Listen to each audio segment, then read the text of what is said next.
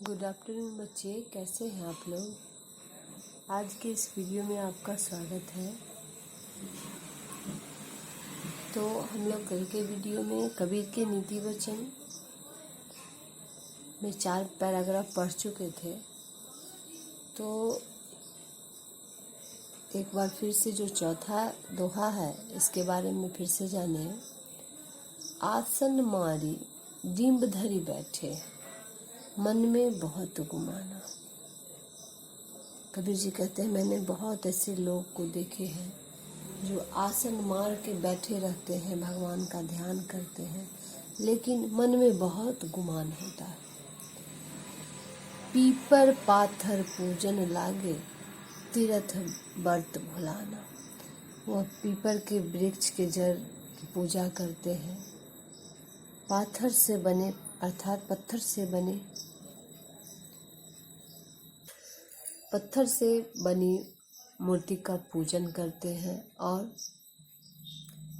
तीर्थ करना, व्रत करना, ये सब को भुला देते हैं। तो इस पंक्ति में कहा गया है कि इन लोगों के ऊपर, अपने ऊपर विशेष घमंड है और आसन लगाकर भी घमंड को नहीं त्याग पाए।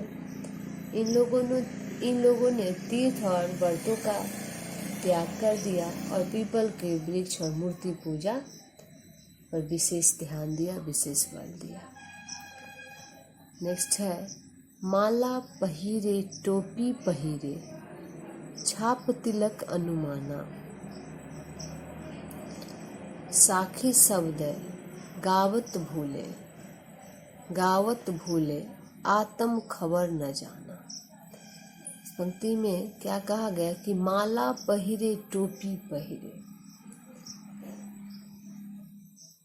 कि ये हिंदू लोग अपने गले में माला पहनते हैं तथा सिर पर टोपी धारण करते हैं। छाप तिलक अनुमाना, माथे पर तिलक लगाते हैं और छापे शरीर पर छापे बनाते हैं। साखी शब्द गावत भूले। नेक्स्ट लाइन का अर्थ है कि साखी और शब्द का गायन भुला दिया है। इन लोगों ने साखी और शब्द का गायन भुला दिया है और अपनी आत्म खबर न जाना।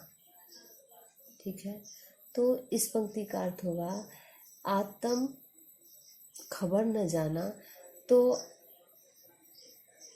अपनी आत्मा के रहस्य को भी नहीं जान पाते हैं। ये हिंदू लोग माला पहनते हैं, टोपी पहनते हैं, सिर में तिलक लगाते हैं, शरीर पर छापे लगाते हैं, साखी शब्द का शब्द इन्होंने भुला दिया है और अपने आत्मा के रहस्य को भी लोग नहीं जानते हैं। इस पंक्ति में कहा गया कि माला पहिरे टोपी पहिरे, छाप तिलक अनुमाना, साखी शब्द गावत भूले, आत्म खबर न जाना।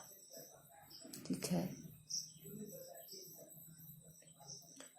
नेक्स्ट पंक्ति का अर्थ होगा, पंक्ति में क्या कहा गया, घर घर मंत्र जो देन फिरत है।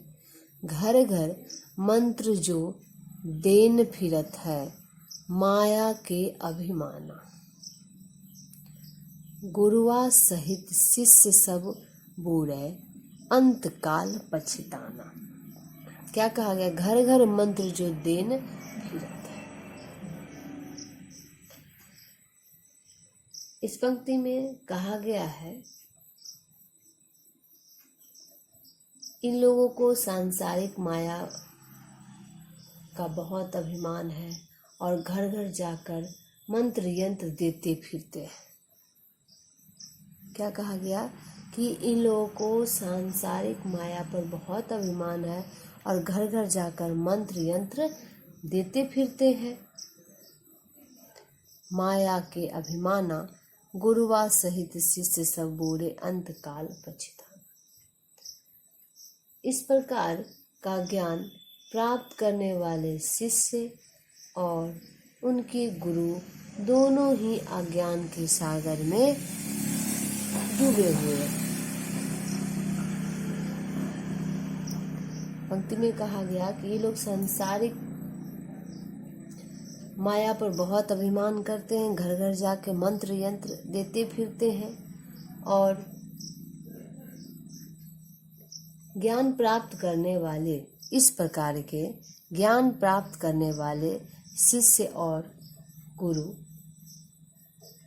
दोनों ही अज्ञान के सागर में डूबे हुए हैं।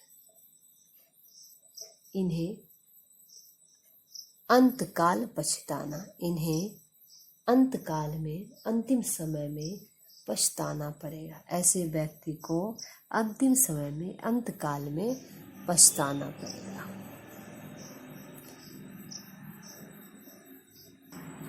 एक बार फिर से ये दोनों पंक्ति के बारे में जाने। दोनों पंक्ति में क्या कहा कि माला पहिरे, टोपी पहिरे, छाप तिलक अनुमाना, कि ये हिंदू लोग माला पहनते हैं, टोपी पहनते हैं, सर में तिलक लगाते हैं, सिर पर छापे लगाते हैं, साखी शब्दे गावत भूले, साखी और शब्द को भुला दिए हैं। ये लोग साखी और शब्द को भुला दिए हैं, आत्म खबर न जाना। ये लोग अपने आत्मा के रहस्य को भी नहीं जानते।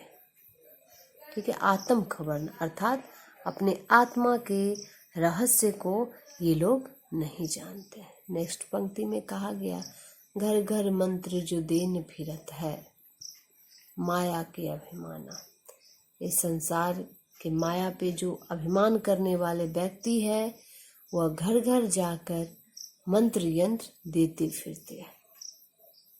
क्या कहा गया कि इस संसार के माया पर जो अभिमान करने वाले व्यक्ति है, वह घर घर जाकर मंत्र यंत्र देते फिरते हैं। गुरुवास सहित शिष्य सब बुरे, अंतकाल पछताना। इस प्रकार के ज्ञान प्राप्त करने वाले शिष्य और गुरु, शिष्य और उनके गुरु दोनों ही अज्ञान के सागर में डूबे हुए हैं। ठीक है, क्या कहा गया कि दोनों ही अज्ञान के सागर में डूबे हुए हैं, अंतकाल पछताना। ऐसे व्यक्ति को अंतिम समय में, अंतकाल में पछताना पड़ेगा।